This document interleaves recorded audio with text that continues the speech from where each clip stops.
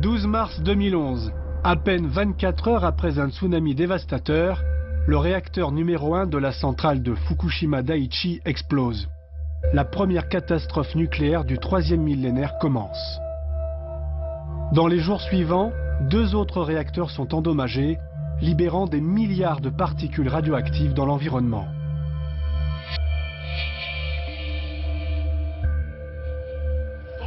TEPCO dit que la radioactivité qui s'échappe de la centrale ne lui appartient plus, mais elle appartient aux propriétaires des terrains sur lesquels elle tombe. Les principaux poisons relargués par la centrale sont l'iode et le césium, qui peuvent voyager sur des centaines de kilomètres et sont très cancérigènes. Dans les premiers jours, les autorités procèdent à des mesures pour évaluer la contamination des individus, mais la distribution de pastilles d'iode, seul moyen de protection immédiate, n'est pas généralisée. Et rapidement, le gouvernement proclame que la situation est sous contrôle. Ce n'est pas nous qui avons choisi les centrales, c'est l'État qui nous les a imposées. Dans les semaines suivant la catastrophe, l'État japonais stoppe 90% de ses réacteurs nucléaires, faute de pouvoir en garantir la sûreté. Pour Fukushima, il est trop tard, et d'après les experts, il faudra au moins 30 ans pour dépolluer totalement la centrale et la démanteler. En attendant, c'est une région entière qui doit subir les terribles conséquences des radiations. Je suis fatiguée. Parfois, je me sens complètement perdue. Et tout ça, tous ces problèmes de radioactivité, c'est entièrement la faute de TEPCO.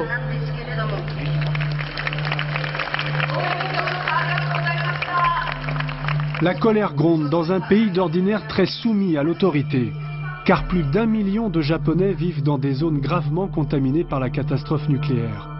À commencer par Fukushima City, où plus de 300 000 habitants vivent à 65 km de la centrale en ruine. Mais l'État, qui voudrait tourner la page au plus vite, répète que la région n'est pas dangereuse et qu'il n'y a pas de risque pour la santé des populations. Très méfiants, des experts français se sont rendus sur place dès le mois de mai 2011 pour en avoir le cœur net. Ils sont membres de la CRIRAD, une organisation indépendante qui procède à de nombreuses analyses de radioactivité. Ils avaient par exemple été parmi les premiers à révéler que le nuage de Tchernobyl avait bien franchi les frontières françaises. Donc là on a passé les 1000 chocs secondes, on est dans la voiture à 10 fois plus que le niveau, au moins 10 fois plus que le niveau habituel. Avec eux, un japonais révolté, Wataru Iwata. Simple citoyen, musicien dans la vie, il n'a aucune connaissance scientifique. Persuadé que le gouvernement cache la vérité, il apprend avec les ingénieurs français à collecter des données indépendamment des autorités. C'est dans une école primaire de Fukushima City que nos scientifiques ont débuté leur enquête. Alors ça c'est apparemment le terrain de sport. 2008. Ça commence à être élevé là, tu vois. Là je crains le pire. Parce que là on voit il y a une zone d'accumulation à cause de la pluie. Et oui. Alors là c'est monstrueux là. Là on est à 6500 chocs là. Sur cette espèce de terre sablonneuse là, au pied des balançoires, donc ça veut dire que les enfants raclent leurs pieds là-dedans, doivent lever de la poussière. On a 6500 chocs au contact et à 1 mètre on a 3000 chocs. Moi j'enlève mes enfants de cette école immédiatement. Et je vois que tout le monde est là, comme si rien ne s'était passé. Alors 6005.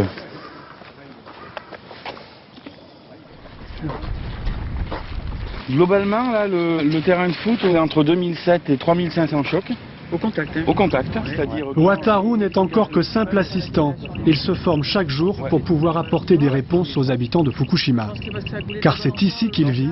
Il connaît mieux que personne les inquiétudes des mères de famille.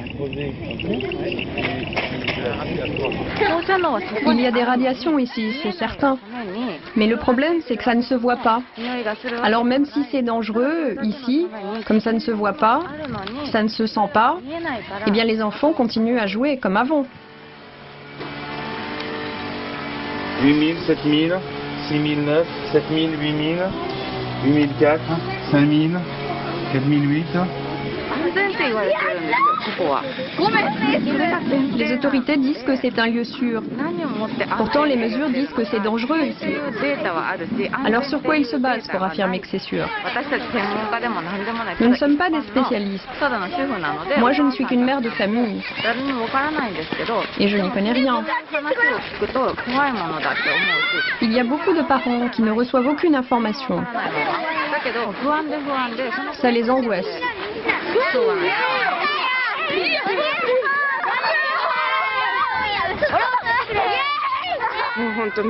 Je ne peux vraiment plus supporter de voir les enfants comme ça. Nous ne sommes que des pauvres gens. On ne peut rien faire. Mais le pays ne fait rien non plus. Je voudrais que l'État prenne vite des décisions pour nous aider. Il faut qu'il fasse vite. On en a besoin. Malheureusement, le gouvernement n'a rien fait pour Fukushima City. Les écoles sont restées ouvertes car les autorités estiment que la ville est hors de danger. Nous y sommes retournés près d'1 an après l'accident et la situation est toujours aussi critique. Malgré les mois qui passent, les niveaux de radioactivité n'ont pas baissé. Et pour cause, le césium, principal élément radioactif échappé des réacteurs, est très tenace. Partout où il s'est déposé, il faudra 30 ans pour que la radioactivité diminue seulement de moitié. Dans ce jardin d'enfants de Fukushima, officiellement décontaminé, nous mesurons les radiations en temps réel. Et les taux sont terrifiants. Jusqu'à 6,35 microsieverts par heure au pied de ce toboggan. C'est 100 fois plus que la radioactivité naturelle mesurée en France. Depuis le début, l'État sous-estime totalement l'ampleur de la contamination. Ainsi a-t-il défini des zones de risque par cercle concentrique. Et seul un rayon de 20 km autour de la centrale a été vidé de ses habitants et interdit d'accès. Pourtant, les autorités disposaient d'un logiciel nommé Speedy qui indiquait clairement que le vent avait poussé les dangereuses particules radioactives jusqu'à plus de 80 km. S'ils avaient informé la population, on aurait compris que la radioactivité ne se propage pas du tout en cercle. Et on aurait su bien plus tôt dans quelle direction le vent la poussait et sur combien de kilomètres les substances ont été étalées. Ainsi, on aurait pu savoir précisément quels habitants devaient impérativement se réfugier. Mais au début de la crise, par peur de créer la panique, le gouvernement a décidé de ne pas publier les résultats du logiciel Speedy. Et au lieu de donner les vraies informations, ils ont évacué les habitants autour de la centrale en fonction de simples cercles. C'est une mesure qui n'est absolument pas scientifique. Le professeur Koide est l'un des seuls scientifiques à oser remettre en cause le message du gouvernement. Il l'a d'ailleurs payé cher. Exilé, il travaille seul, dans un laboratoire vétuste loin du centre de Kyoto. Mais rien n'arrête sa détermination contre la politique nucléaire nippone. Pour les habitants du Japon, il y avait une loi affirmant qu'on n'a pas le droit d'être irradié, ni d'irradier quelqu'un au-delà de 1 millisieverts par an. Mais après avoir vu ce qui s'était passé, le gouvernement a mis au rebut toutes les lois sur le sujet. Ils ont commencé à dire qu'on serait obligé d'être irradié à bien plus d'1 millisieverts par an, et désormais on accepte que les habitants vivent dans des zones où la terre est polluée à plus de 40 000 becquerels par mètre carré. J'ai compris malheureusement que le Japon n'était plus du tout régi par la loi.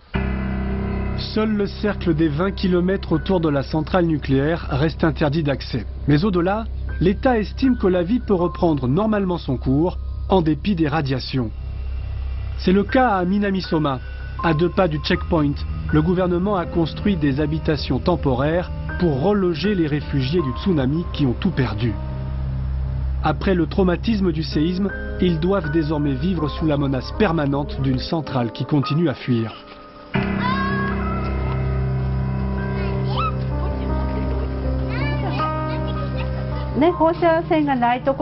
Si je pouvais, je partirais très loin de la radioactivité. On m'a dit que je pourrais rester ici pendant 2 ans. Mais après, je ne saurais pas où construire une nouvelle maison tant que le problème de la centrale ne sera pas réglé. Je me fais beaucoup de soucis.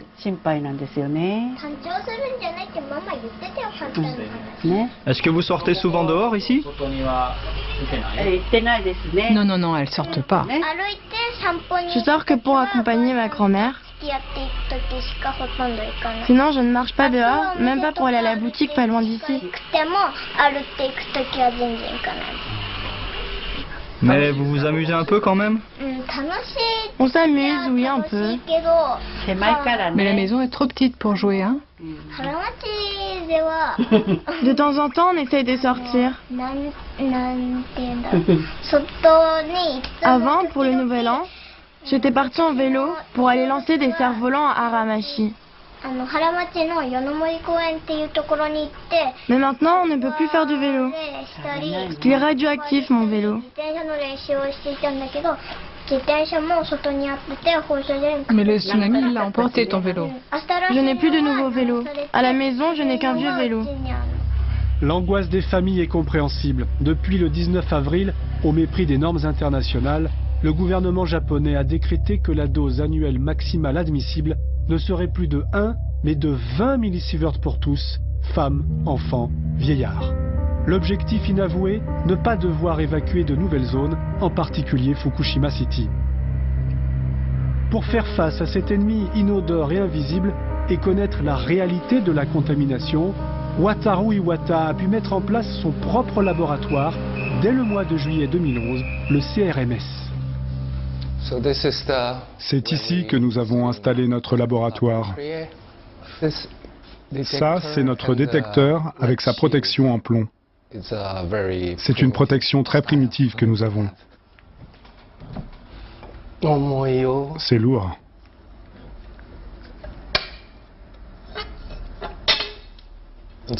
C'est du cuivre. C'est le même que celui que possède la CRIRAD, l'organisation indépendante française qui m'a formé. Il suffit de mettre les échantillons dedans, par exemple un peu de sol, ou du lait maternel, ou de l'eau. Ça, c'est un échantillon de sol prélevé à l'école élémentaire Moriyae. Quand la CRIRAD est venue et que nous avons fait des prélèvements ensemble, ils ont détecté plus de 490 000 becquerels par mètre carré.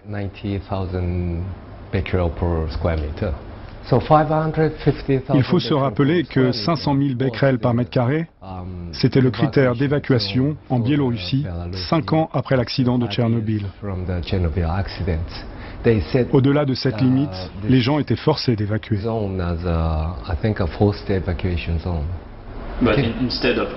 Mais ici, au lieu d'évacuer, ils changent les normes. Oui, ils ont juste changé la limite. Ça n'a aucun sens. C'est criminel. Face à cette injustice, aux côtés de Wataru, une autre militante organise la résistance, Sachiko Sato. Pour cette mère de famille, la priorité absolue est la défense des enfants.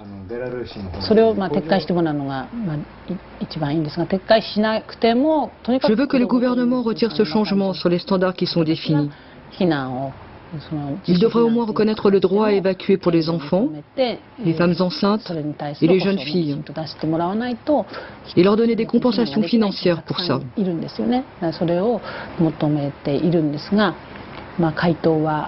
J'ai demandé officiellement une réponse au gouvernement à ce propos, mais ils ne m'ont toujours pas répondu. Notre nation ne protège pas son propre peuple, et en particulier ses enfants. Alors à quoi ça sert qu'ils existent?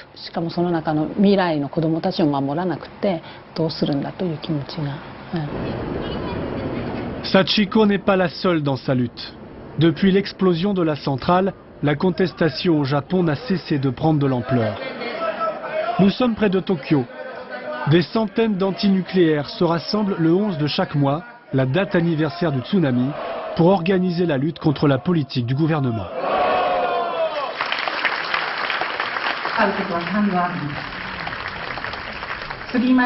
Il y a eu 3 Mile Island, Tchernobyl, Fukushima. C'est arrivé aussi à Hiroshima, Nagasaki et maintenant Fukushima. Jamais 203 comme on dit. Mais nous n'en voulons plus. Je suis venu ici pour dire que nous n'en voulons plus.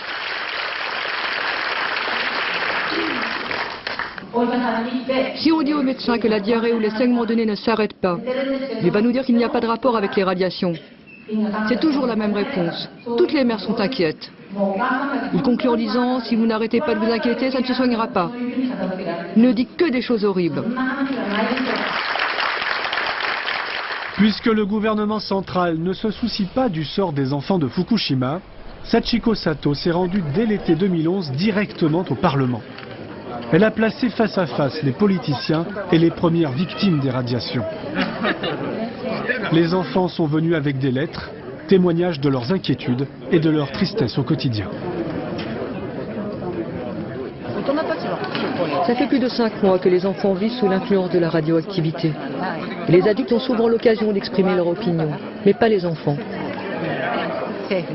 Dans notre cœur, nous avons pensé qu'il fallait absolument préparer un endroit comme ça, pour que les enfants puissent donner leurs sentiments au gouvernement. On a réussi à mettre ça en place. Et aujourd'hui, nous les adultes, on est là pour les soutenir. C'est pour ça que je suis ici. Les représentants des différents ministères s'installent, sans aucun regard pour les enfants. L'ambiance est très tendue. Une adolescente ose la première question. Ça fait plus de 5 mois depuis le séisme. Vous savez combien de personnes habitent autour de Fukushima? Est-ce que vous pouvez imaginer combien de personnes vivent enfermées chez elles depuis ce temps? J'aimerais que vous tous, ici, compreniez les sentiments de tous ceux qui ont dû être évacués à cause de la centrale de Fukushima. Le gouvernement dit tout le temps que c'est sûr, alors que les enfants restent toujours à la maison. Ils ne peuvent pas aller à la piscine et ils doivent toujours porter un masque. Donc moi je ne peux pas croire quand vous dites que c'est sûr, alors que vous avez augmenté les normes de radioactivité tolérables. Vous dites ça, mais même nous les collégiens, on se rend compte que c'est faux. Est-ce que pour vous l'argent est plus important que les gens qui habitent à Fukushima? S'il vous plaît, ne blessez plus aucun de mes amis.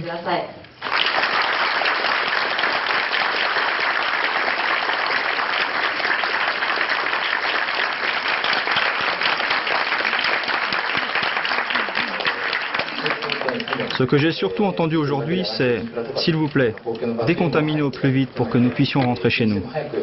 C'est la demande que j'ai le plus retenue et on va faire notre possible pour cela. Je vous remercie. Et la vie des gens, vous l'assurez? La centrale continue de fuir tous les jours. Vous pensez vraiment qu'on peut revenir là-bas pour y vivre? Et pourquoi vous n'avez rien fait plus tôt? La séance durera plus de 2 heures sans la moindre réponse concrète des autorités, malgré la détresse des habitants. Il y a sur cette table des lettres d'enfants. Celle qui m'a le plus marquée, c'est cette petite fille de 9 ans qui demande « Est-ce que je vais accoucher d'un enfant normal ?» Puisque la simple protestation ne suffit pas, des avocats comme Toshio Yanagihara se sont battus dans les tribunaux pour obtenir une évacuation pure et simple. Comme à Koriyama, 80 km de la centrale. La radioactivité y est élevée, mais la ville n'est pas située dans le cercle d'exclusion des 20 km. Le gouvernement refuse donc d'apporter la moindre aide aux habitants qui souhaitent évacuer. Regardez cette carte. Si l'on se basait sur les critères d'évacuation à Tchernobyl, toutes les zones en rouge correspondent à des zones d'évacuation obligatoires. Et à Koriyama, à part un point jaune, toute la partie centrale de la ville tombe dans la catégorie des zones à évacuer. Pourtant, des enfants vivent ici tous les jours. Malheureusement, même les tribunaux subissent la pression du gouvernement et Toshio Yanagihara perd tous ses procès. La première raison du refus, c'est qu'ils ont modifié notre requête. Nous demandions précisément l'évacuation de 14 enfants. Mais ils ont prétendu que c'est comme si nous demandions l'évacuation forcée de tous les enfants de Koriyama, soit 30 000 enfants.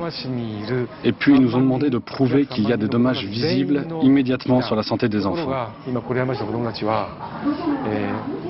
Selon eux, s'il n'y a pas d'effet immédiat ou si la radioactivité ne dépasse pas 100 millisieverts par an, alors il n'y a pas de danger et la ville n'a pas obligation de faire évacuer qui que ce soit. Donc nous avons perdu le procès. Si les autorités refusent toute évacuation supplémentaire, c'est parce qu'il est possible, selon elle, de débarrasser toute la région de la radioactivité. Leur arme, la décontamination.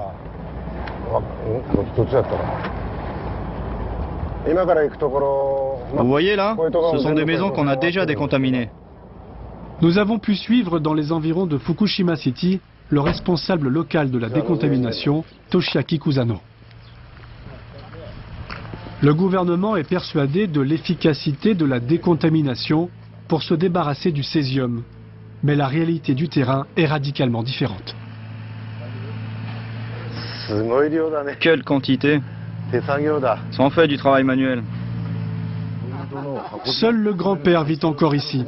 Le reste de la famille a fui par peur des radiations. Il faut 3 jours à 1 semaine pour nettoyer une seule demeure et retirer la couche de terre polluée autour de la maison.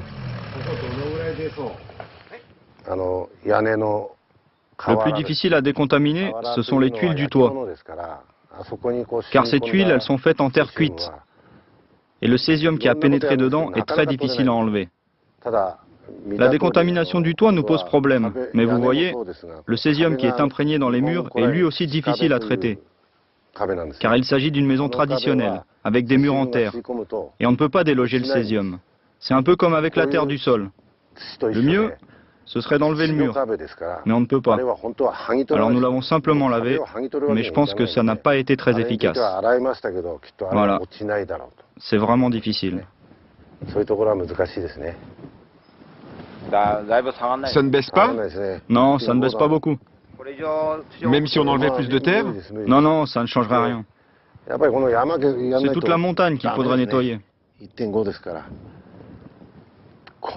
Vouloir nettoyer la montagne, une utopie qui révèle toute la difficulté de la décontamination. D'autant que le personnel qui s'en charge n'a aucune qualification.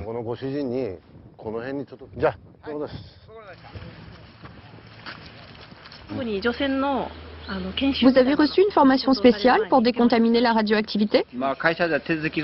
C'est notre entreprise qui doit s'en occuper. Ils doivent nous former. C'est pas encore fait? Non. Les décontaminateurs japonais prennent des risques incroyables. Avec en tout et pour tout un masque et 2 gants, ils passent la journée dans un environnement dépassant parfois 3 fois la quantité de radiation tolérée pour les travailleurs du nucléaire en France. En plus d'une décontamination surréaliste, il faut stocker des tonnes de terre radioactive dans de simples sacs. À l'échelle de la région, il faudrait retirer 28 millions de mètres cubes de terre pour éliminer le césium, mais la place manque. Je pense que bientôt, on n'aura plus de place. Alors nous allons devoir faire des travaux pour agrandir ce terrain. Ici, la radioactivité de chaque sac se situe entre 2 et 9 microsieverts par heure.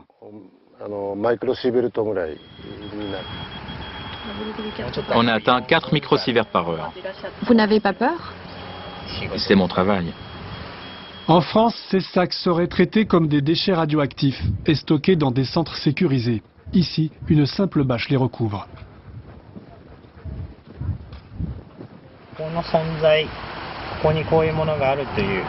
Personne ne sait qu'il y a ce lieu de stockage ici, sauf bien sûr les personnes concernées comme nous. Ce qu'on voudrait, c'est éviter que les gens connaissent l'existence de cet endroit pour qu'ils ne viennent pas y déposer tous leurs déchets radioactifs. Partez vite, s'il vous plaît. Vous êtes une jeune femme, vous ne devriez pas rester là. Le problème des terres contaminées est central dans la région de Fukushima. Non seulement parce qu'elles irradient les habitants, mais aussi parce qu'il est devenu impossible de cultiver les terres. Des centaines d'agriculteurs se retrouvent sans revenus. Jusqu'à mars 2011, la région de Fukushima était l'un des plus grands vergers et greniers à légumes du Japon. Aujourd'hui, tout n'est que désolation. Là encore, de simples citoyens se sont mobilisés.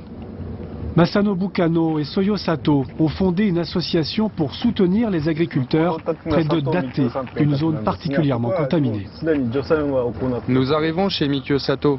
Sa maison a déjà été décontaminée, mais elle se situe dans une zone d'évacuation conseillée.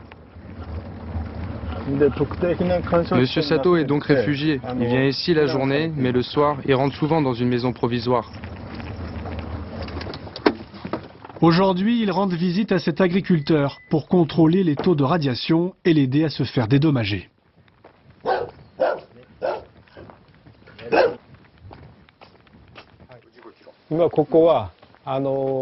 Ici, nous sommes à 55 km au nord-ouest de la centrale.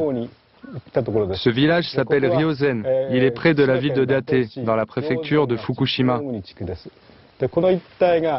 Cette zone dépasse 20 millisieverts par an. C'est pour ça que l'État l'a définie comme une zone d'évacuation.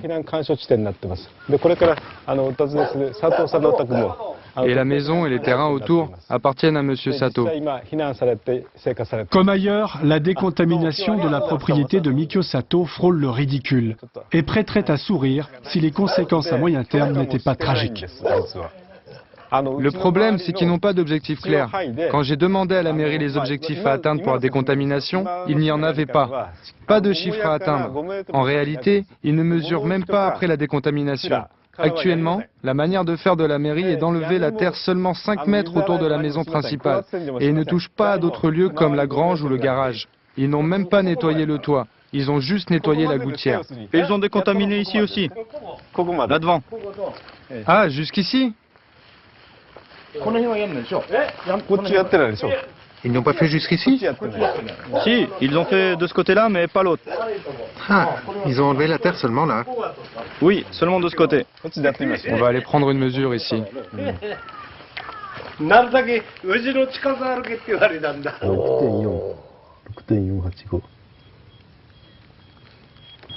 Les gens qui sont venus décontaminer ici, ils m'ont dit de marcher seulement le long de la maison si possible. Horrible. Ils vous ont vraiment dit ça? Oui. J'ai peur de vivre ici, bien sûr. Mais moi, je vais jusqu'aux champs. Et mes champs, ils sont bien plus radioactifs qu'ici. J'ai peur, mais je dois aller travailler.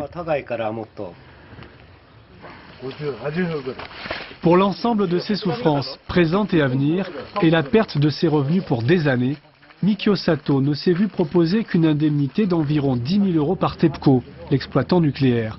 Une somme dérisoire. C'est là encore le résultat d'une gestion calamiteuse des conséquences de la catastrophe. Comme les terres agricoles elles-mêmes, les plantations ont d'abord été autorisées malgré l'explosion, puis finalement arrachées.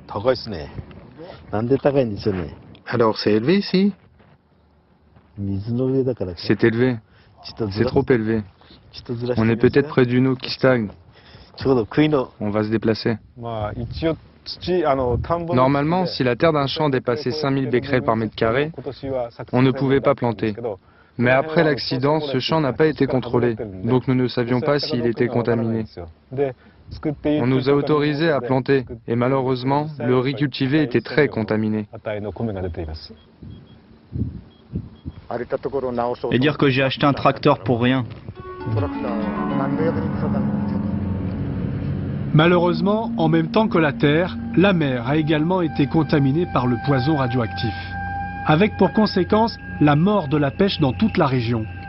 Voici à quoi ressemblent les ports de la préfecture de Fukushima aujourd'hui. Un désert sans âme qui vive. Takayuki Yanai est le responsable du syndicat des pêcheurs du port de Onahama. Aujourd'hui, il ne cache pas son amertume.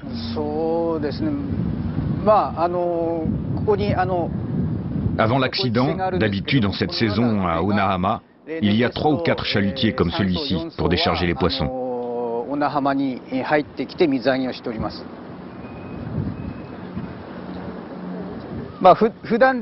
On déchargeait le bateau puis on mettait les poissons dans les caisses et on les déplaçait jusqu'aux marches là-bas. Et après les avoir disposés proprement, en rang, on commençait la vente. D'habitude, il y a beaucoup de poissons rangés ici, et on entend les cris des vendeurs.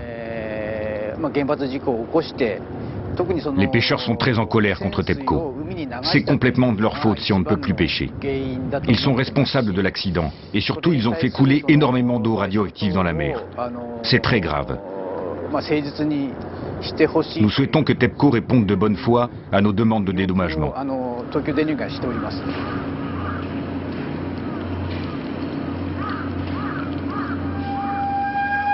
Les rares bateaux qui partent en mer sont utilisés à des fins scientifiques. Nous avons pu embarquer sur l'un d'entre eux.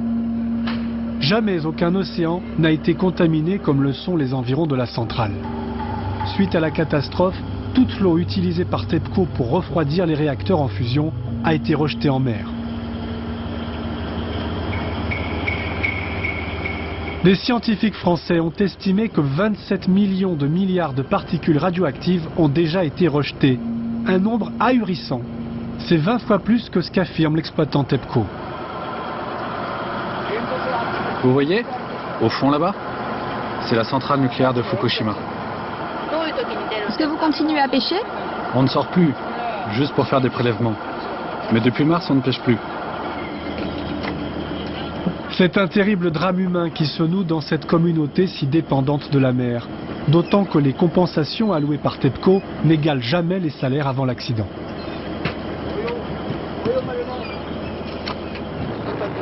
Comme on n'a plus de boulot, on sort parfois juste pour récupérer les débris du tsunami dans la mer. Et comme ça, on peut toucher quelques sous. Et on ne compte plus le nombre de pêcheurs contraints d'abandonner leur métier face à une pollution qui durera encore des années. Bah, nous les pêcheurs, on ne sait pas trop. Mais j'ai entendu dire que peut-être pendant encore 10 ans, on ne pourra pas pêcher. Et de toute façon, même si on pêchait du poisson qui n'était pas radioactif, personne ne voudrait le manger parce qu'il vient de Fukushima, justement. La pêche du jour ne nourrira donc personne. À peine débarqués, les poissons sont passés au crible par des spécialistes de la radioactivité. On a un nombre d'appareils limité pour faire des mesures, donc on ne peut pas tout prendre. Alors, on choisit surtout des espèces importantes pour l'industrie de la mer, et les espèces chez qui on a trouvé beaucoup de radioactivité avant. C'est celles-ci que nous allons emporter.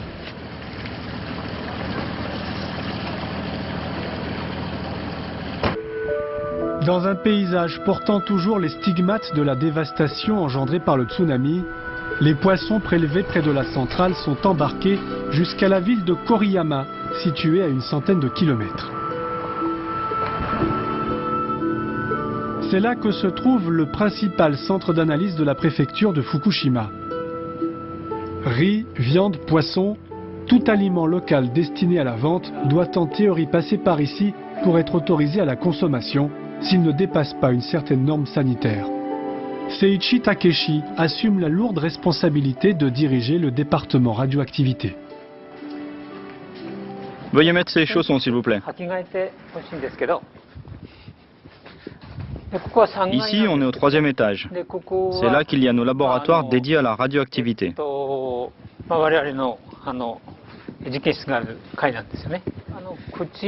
Dans cette salle, nous faisons la préparation avant le contrôle. Nous recevons et puis nous découpons les échantillons pour les mettre dans un petit bocal.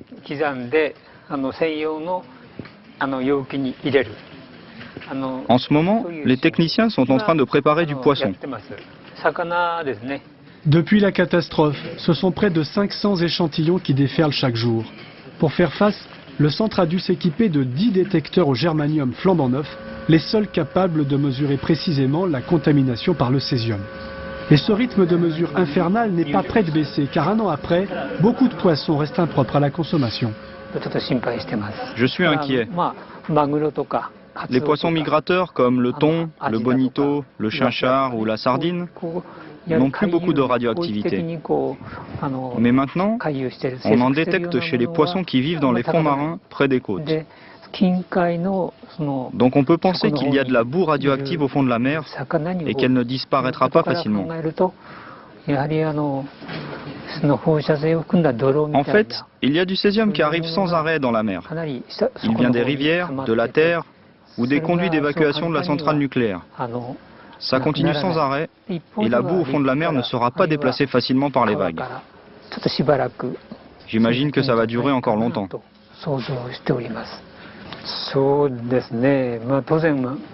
Je ne peux pas dire que je ne suis pas en colère contre TEPCO. Ce serait un mensonge si je disais que je ne suis pas en colère. Et c'est aussi ce que ressent la population de toute la région. Mais moi, je suis fonctionnaire, donc je ne suis pas en position de pouvoir ressentir de la haine.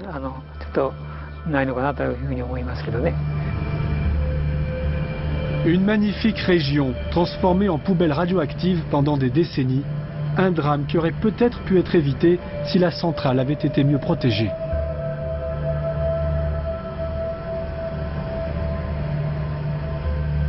Jiro Yano est un ancien employé de TEPCO. Il a quitté la société suite à la catastrophe, écœuré par la façon dont ses chefs ont géré la crise. Il a cependant conservé des documents prouvant que dès 2009, les spécialistes savaient que la centrale de Fukushima ne résisterait pas à un puissant tsunami. En 2009, il y a une réunion tout à fait officielle à laquelle ont participé TEPCO et l'Agence de sûreté nucléaire. Et ce jour-là, les experts ont présenté un rapport disant qu'il y avait une forte probabilité qu'un tremblement de terre très puissant survienne prochainement dans la région du Tohoku. Ce rapport proposait donc de renforcer la sûreté des centrales nucléaires qui se trouvent sur la côte Est, notamment les centrales du Tohoku comme Onagawa et bien sûr Fukushima Daiichi et Fukushima Daini. Mais l'État et TEPCO ont complètement ignoré ce rapport. C'est ça la vérité. Pour cet ingénieur, il aurait suffi de surélever les digues. La centrale aurait probablement été moins endommagée, mais TEPCO ne l'a jamais fait par souci d'économie. Cette erreur et tant d'autres mensonges de l'opérateur nucléaire et du gouvernement n'ont fait qu'attiser la colère du peuple au fil des jours. Chaque mois, devant le siège de TEPCO à Tokyo et dans toute la ville, les manifestants antinucléaires battent le pavé. TEPCO, arrêtez de mentir!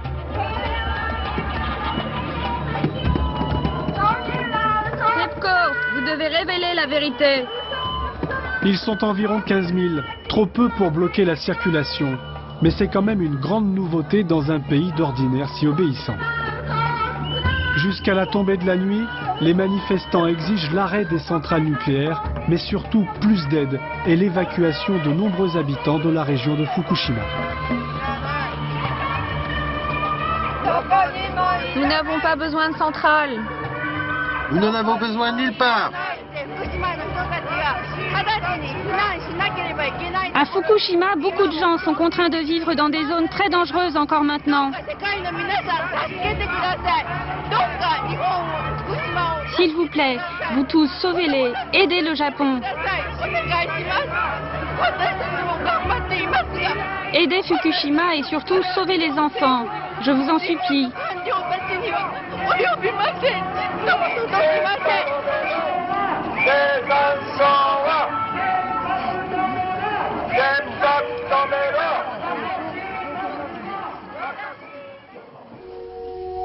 Les habitants de Fukushima sont donc abandonnés à leur triste sort. Pas d'évacuation, une résistance avec les moyens du bord. Il faut donc aussi compter sur la solidarité. Surtout pour les travaux qui mobilisent de nombreux bras, comme le nettoyage des zones les plus sensibles, les écoles ou les jardins d'enfants.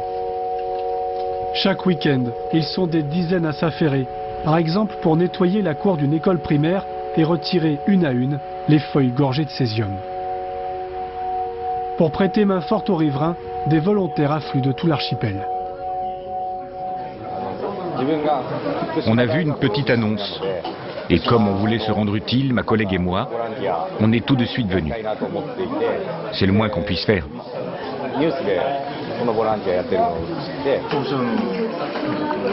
Moi, mes parents sont de Hiroshima. Donc on se sent particulièrement concerné par la radioactivité. Alors, je suis venu ici pour aider.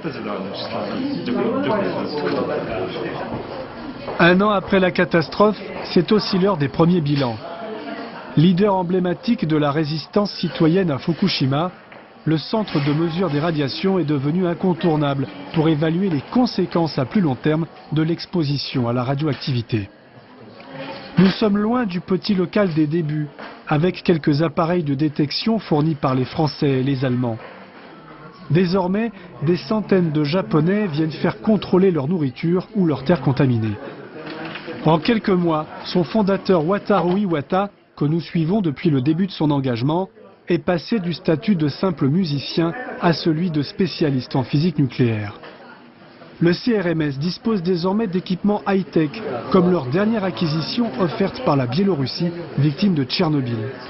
Un appareil capable de mesurer l'irradiation interne subie par les individus au fil des mois.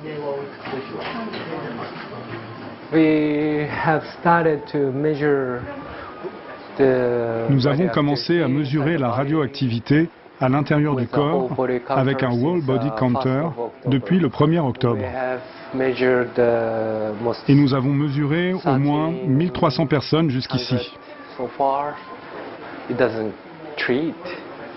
Ça ne soigne pas, c'est juste une mesure, mais si les données sont utiles aux gens pour prendre des décisions ou mieux surveiller leur mode de vie, c'est déjà très bien.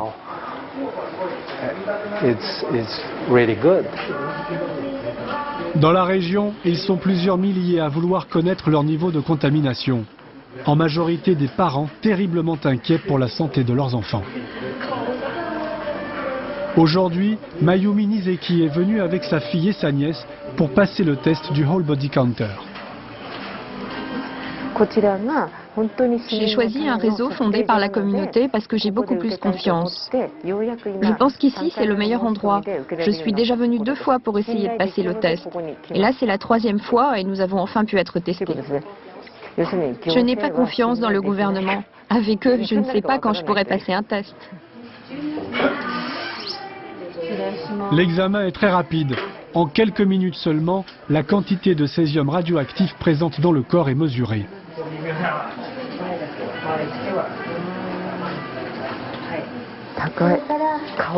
Les résultats ne laissent planer aucun doute sur le danger qu'encourent les habitants de Fukushima.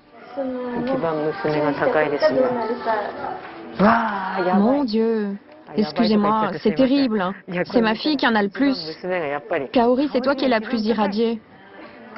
Vous voyez, si on compare avec ma nièce, qui habite à Sendai, loin d'ici, ma fille a presque 2 fois plus, parce qu'elle reste tout le temps à Fukushima.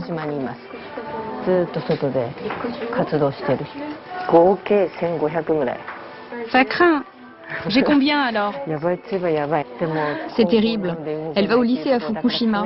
On ne peut pas la changer d'école, alors on va essayer de lui trouver un endroit plus éloigné pour dormir, mais c'est difficile. Il y a plus d'1 million de personnes qui vivent dans des zones dépassant la norme.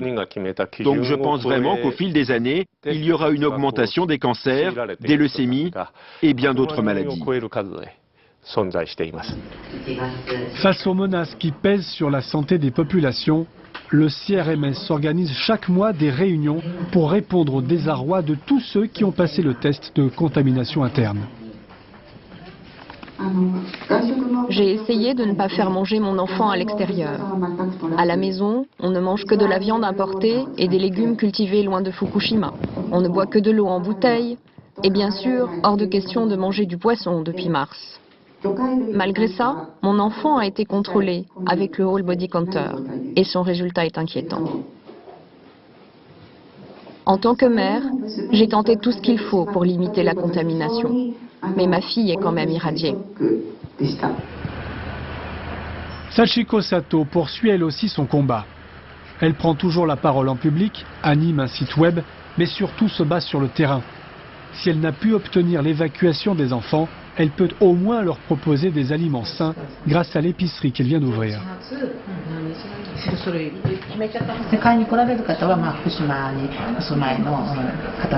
Nos clients habitent à Fukushima City. Ils viennent ici parce qu'ils ne trouvent que des légumes qui viennent de Fukushima ou des environs de Fukushima au supermarché. Or, ils veulent des légumes sains pour leurs enfants.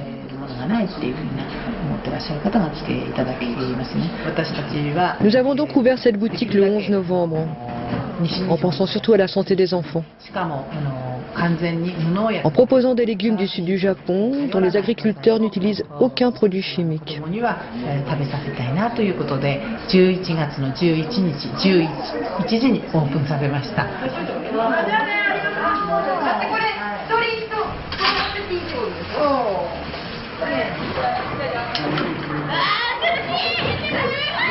Malgré un an de combat, de bon sens et d'évidence contre le déni total des autorités, les familles sont forcées de s'adapter à une toute nouvelle vie, pleine d'incertitudes, avec la menace permanente de l'irradiation.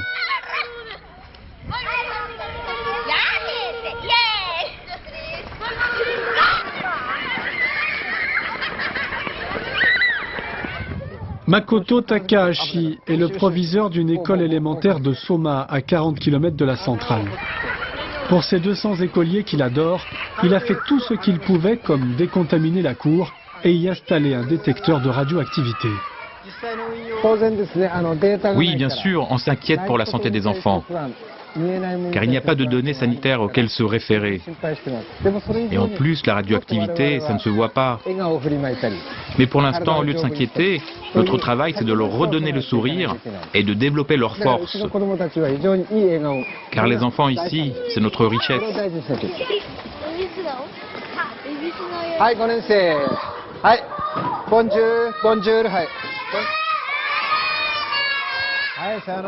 Bien sûr, l'alimentation est également une priorité pour le proviseur.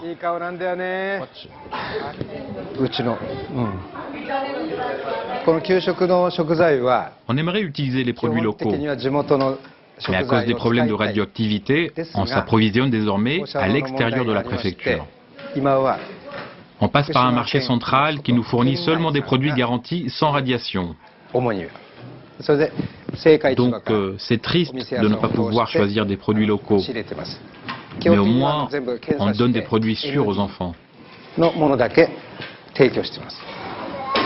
Les enfants eux-mêmes portent chaque jour un dosimètre qui enregistre l'accumulation des radiations. Un appareil qui leur rappelle sans cesse qu'ils mènent une vie anormale. Ici, presque tous les enfants portent un dosimètre. Et on les récupère à intervalles réguliers. Mais nous n'avons pas encore reçu les résultats. Les données sont centralisées ailleurs. Puis ils nous les envoient, mais ça prend un peu de temps. Malgré les propos rassurants du gouvernement, qui peut nier l'impact de telles radiations sur les enfants pendant des années? Les écoliers eux-mêmes semblent résignés. Tu sais ce que c'est la radioactivité? La radioactivité, c'est ce qui vient avec le vent de là-bas vers la centrale de Fukushima. Si on reçoit de la radioactivité, on peut mourir. C'est dangereux, alors on mesure avec ça pour savoir. J'ai peur avec la radioactivité.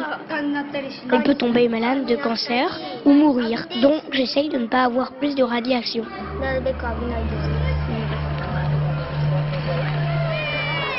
Les efforts du proviseur suffiront-ils à protéger la santé des enfants?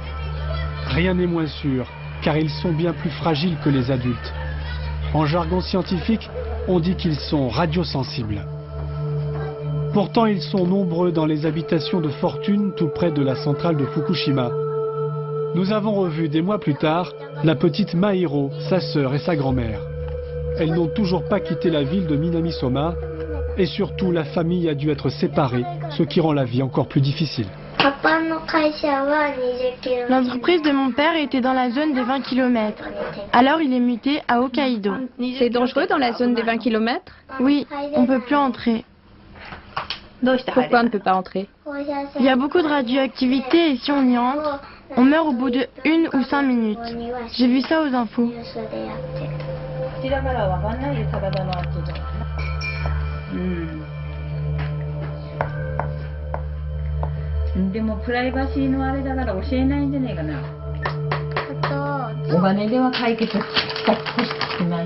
Je ne veux pas qu'il essaye de résoudre ce problème avec l'argent. Je ne veux pas de l'argent. Je voudrais tout simplement qu'il nous rende la vie comme avant. Aux journaux, on dit que la situation est calmée. Mais je ne pense pas que ce problème sera résolu aussi facilement. Je ne veux rien d'autre que la vie d'avant. Je voudrais qu'on vive tous ensemble avec ma famille.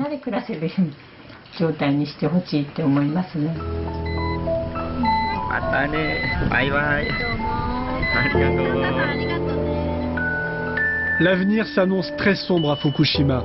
Après Tchernobyl, il aura fallu plus de 20 ans pour constater l'impact terrible des radiations sur la santé des populations, même éloignées de la centrale.